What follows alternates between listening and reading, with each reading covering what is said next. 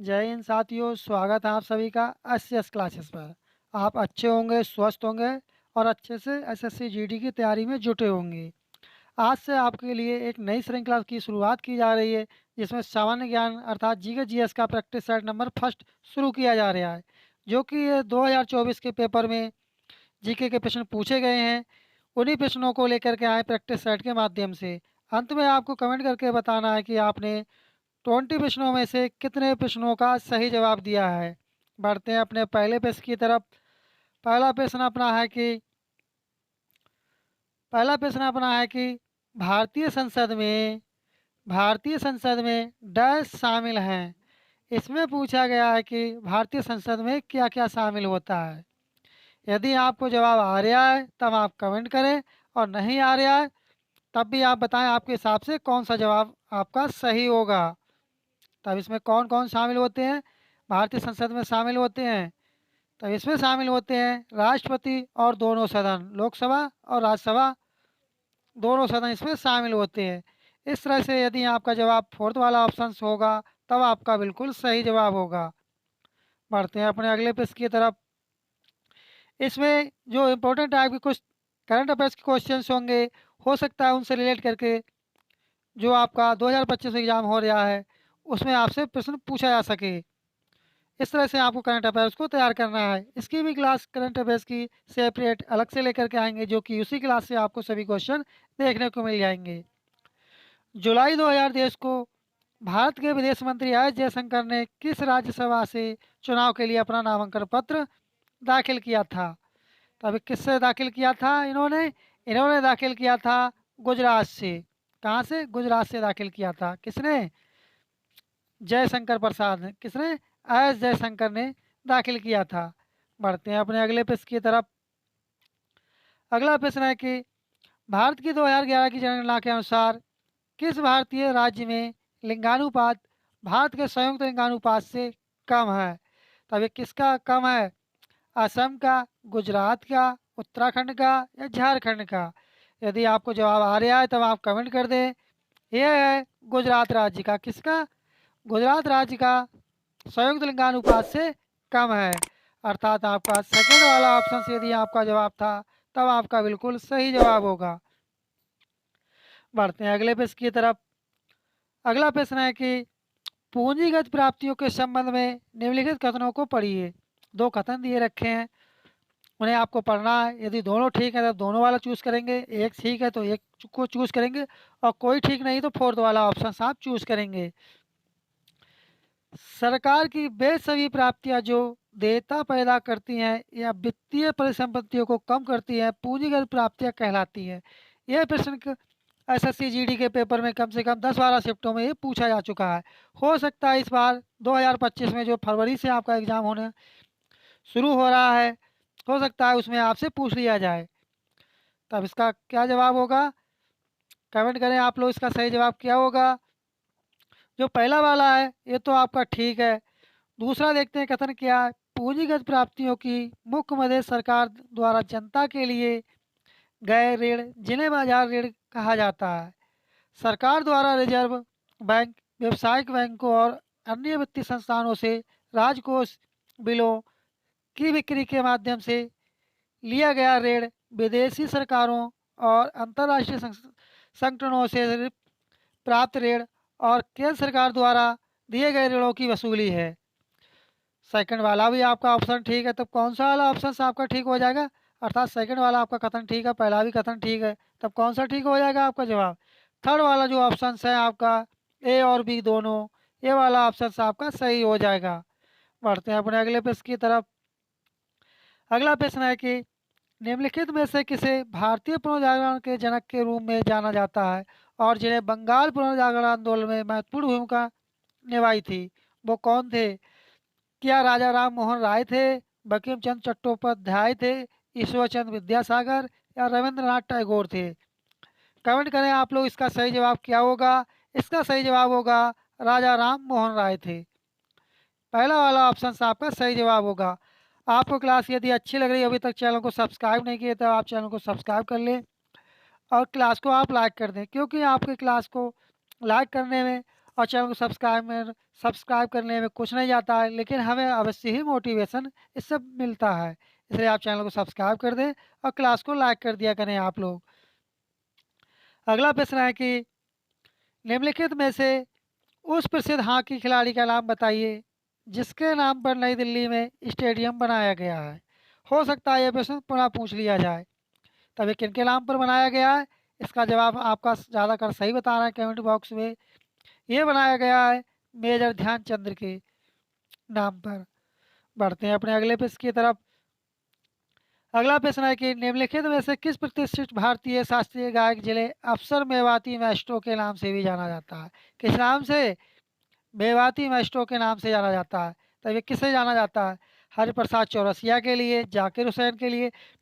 जाकिर हुसैन से एक बात याद आई है कि हाल ही में जाकिर हुसैन का निधन हो गया है, जो कि लगभग 75 वर्ष की आयु में इनका निधन हो गया है। हो सकता है ये प्रश्न आपसे करंट अफेयर्स में ये पूछ लिया जाए, 2025 में जो पेपर आपके होने जा रहे हैं उसमें आपसे ये पूछ लिया जाए। आज ही के पेपर में ये दिया रखा है कि जाकिर हुसैन का निधन हो गया है। तब इसका सही जवाब क्या होगा? सेकंड वाला ऑप्शन जाकिर हुसैन आपका सही जवाब होगा। बढ़ते हैं अपने अगले प्रश्न की तरफ। अगला प्रश्न है कि कर्नाटक की किस नृत्य शैली में पुरुषों के गले में बड़े रोल लटकाए जाते हैं और यह अपने धार्मिक और युद्ध उत्साह के लिए जाना जाता है?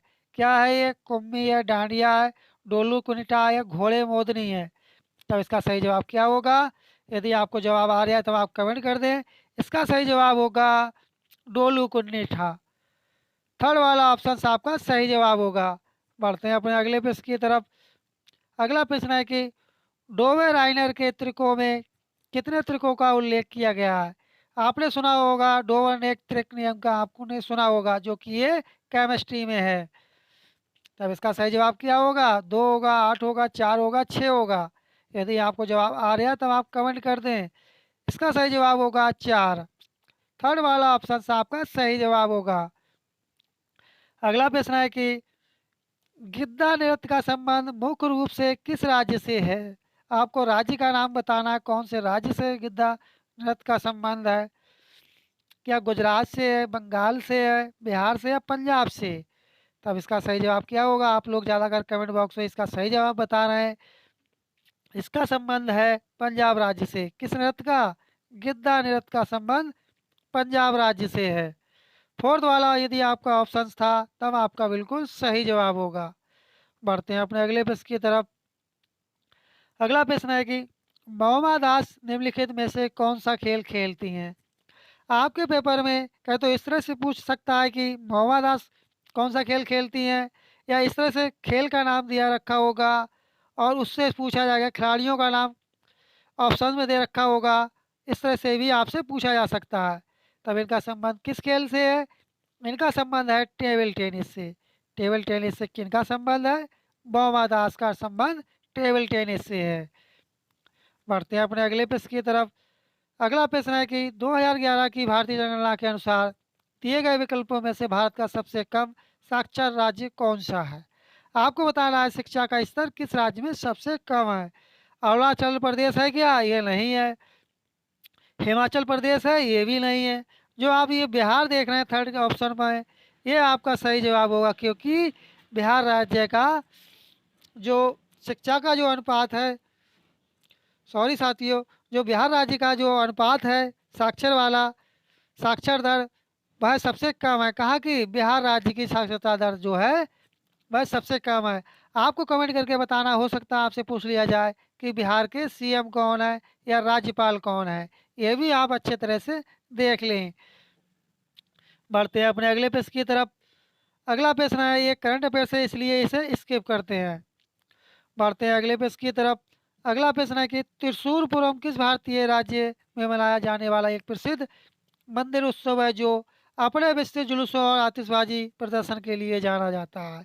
क्या वह केरल राज्य है, तमिलनाडु है, कर्नाटक है या उड़ीसा है? आपको कमेंट करके बताना है कि जो कुचिपुड़ी नृत्य है किस राज्य का है। कमेंट बॉक्स में बताना है कि कुचिपुड़ी जो नृत्य है किस राज्य का है। ये प्रश्न एसएससी जीडी में कई बार पूछा जा चुका है। तब इसका सही जवाब क्या होगा? यदि आपको जवाब आ रहा है तब आप कमेंट कर दें। इसका सही जवाब होगा जो त्रिशूरपुरम पूरम है, ये केरल में है। फोर्थ पहला वाला ऑप्शन आपका सही जवाब हो जाएगा। बढ़ते हैं अपने अगले प्रश्न की तरफ। अगला प्रश्न है कि खिलाड़ी और उनसे संबंधित खेल का कौन सा युग्म सही है। आपको युग्म बताना कौन सा युग्म सही है। क्या स्मृति मंधाना हॉकी से संबंध है इनका? इससे संबंध नहीं है इनका। ज्योति आरा जी का संबंध क्रिकेट से? इससे भी नहीं है। तब कौन सा वाला ऑप्शन आपका ठीक हो जाएगा? जो आप सेकंड वाला ऑप्शन देख रहे हैं, ना तो फर्स्ट और ना ही सेकंड। सेकंड वाला ऑप्शन आपका सही जवाब होगा। यदि अभी तक आप चैनल पर नए हो, चैनल को सब्सक्राइब नहीं किए हैं, तब आप जो भी लोग चैनल को देख रहे हैं क्लास को आप लोग लाइक कर दें और चैनल को सब्सक्राइब कर लें, क्योंकि आपका चैनल सब्सक्राइब करने में और क्लास को लाइक करने में कुछ नहीं जाता है, लेकिन हमें मोटिवेशन अवश्य मिलता है कि जल्दी से जल्दी और नेक्स्ट क्लास आपको प्रोवाइड कराई जाएँ। अगला प्रश्न है कि डैश शहर कच्छ केरल में खादिर वेद जिसे बेट भी कहा जाता है पर स्थित था, जहाँ ताज़ा पानी और उपजाऊ मिट्टी थी। तब यहाँ पर क्या आएगा? यह कहाँ पर कौन सा स्थल था? तब ये कौन सा स्थल था? यह स्थल था धौलावीरा। कौन सा स्थल होगा? धौलावीरा स्थल था। धौलावीरा स्थल था। इस तरह से फोर्थ वाला ऑप्शन आपका सही जवाब होगा। बढ़ते हैं अपने अगले प्रश्न की तरफ। अगला प्रश्न है कि हरित क्रांति जिसे ग्रीन रेवोल्यूशन के नाम से भी जाना जाता है, 1950 और 1960 के दशक के दौरान मेक्सिको में अंतर्राष्ट्रीय मक्का और गेहूं सुधार केंद्र और अंतर्राष्ट्रीय चावल अनुसंधान संस्थान IRI में कृषि विशेषज्ञों की एक टीम द्वारा विकसित की गई एक नई तकनीक को कहा जाता है। तब ये किस देश की थी? आपको बताना है। ये तकनीक थी फिलीपींस की। यदि आपका जवाब फिलीपींस था, तब आपका बिल्कुल सही जवाब होगा। बढ़ते हैं अपने अगले प्रश्न की तरफ। अगला प्रश्न है कि निम्नलिखित में से कौन सा भारत में संवैधानिक निकायों का एक उदाहरण है। आपको बताना कि संवैधानिक निकायों का उदाहरण बताना है। क्या ये भारतीय खाद्य निगम है, भारत का विधि आयोग, भारत का निर्वाचन आयोग या राष्ट्रीय मानवाधिकार आयोग? कमेंट कर दें आप लोग, इसका सही जवाब क्या होगा। इसका सही जवाब होगा भारत निर्वाचन आयोग। ये कौन से अनुच्छेद में इसका वर्णन किया गया है भारत निर्वाचन आयोग का? आप कमेंट करके बताएंगे। बढ़ते हैं अपने अगले प्रश्न की तरफ। अगला प्रश्न है कि घाटे में कटौती के बारे में निम्नलिखित कथनों को पढ़िए। पढ़िए आप लोग कथन को और जवाब दीजिए। करों में वृद्धि अथवा व्ययों में कटौती से सरकारी घाटे में कमी की जा सकती है। क्या ये ठीक है? जी हाँ, ये वाला कथन ठीक है। पहला वाला आपका। भारत में सरकार कर राजस्व में वृद्धि करने के लिए प्रत्यक्ष करों पर अधिक भरोसा करती है। अप्रत्यक्ष कर प्रकृति में प्रतिगामी होते हैं। यहाँ सभी आय समूहों को समान रूप से प्रभावित करते हैं। तब इसका सही जवाब क्या होगा? इसका ए भी ठीक है, आपका पहला भी वाला ठीक है। तब आपका सही जवाब हो जाएगा ए और बी दोनों ठीक होंगे। अंत में आपको कमेंट करके बताना आपने कितने प्रश्नों का सही जवाब दिया। ये करंट अफेयर्स का क्वेश्चन है, आप चाहे तो इसे स्किप भी कर सकते हैं। जुलाई 2023 में आदव अर्जुन को भारतीय डैश महासंघ के अध्यक्ष के रूप में चुना गया था। हो सकता है आपसे इससे रिलेट करके कोई प्रश्न पूछ लिया जाए। तब ये किसका अध्यक्ष चुना गया था? ये चुने गए थे बास्केटबॉल के। इस तरह से अपने जी के जी एस अर्थात सामान्य ज्ञान के 20 प्रश्नों की प्रीवियस ईयर 2024 के प्रश्नों की श्रृंखला कंप्लीट हुई। आपको क्लास कैसी लगी कमेंट करके अवश्य बताएं। यदि आपको क्लास अच्छी लगी हो, अभी तक चैनल पर नए हो, तो चैनल को सब्सक्राइब कर लें, क्लास को लाइक कर दें, क्लास को शेयर भी कर दें अपने साथी लोगों में। यदि आपका किसी भी प्रकार का कोई सजेशन या फीडबैक हो, तब भी आप कमेंट बॉक्स में अवश्य बताएं। मिलते हैं जल्दी नेक्स्ट क्लास में, तब तक के लिए धन्यवाद। जय हिंद, जय भारत।